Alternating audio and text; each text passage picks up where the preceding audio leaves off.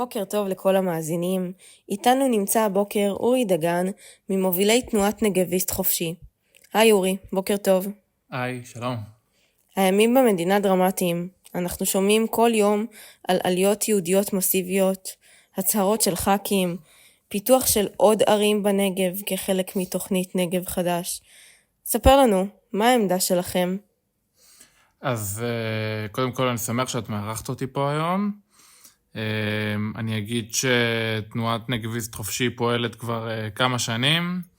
אנחנו בעצם קבוצה של אנשים ישראלים, אוהבי הארץ, אוהבי הנגב, ולא כל כך נעים לנו.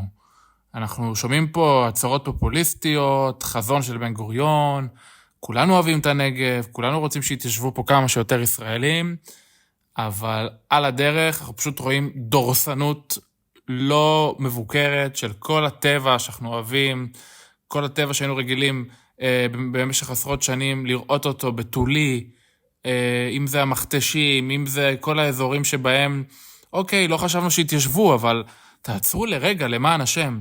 למה אנחנו צריכים לוותר על הדבר הזה? אני מאמין שיש פתרונות. אנחנו לא מוכנים לשתוק, לא מוכנים שערים כמו נגבית, כמו מישרים, הערים החדשות שכבר התחילו להתיישב ביהודים, גם יהודים מן העולם, ברכה. אנחנו לא מוכנים לראות את הדריסה הלא מבוקרת הזאת. זה חייב להיפסק. נגב חדש יהפוך את זה לנגב שנעלם.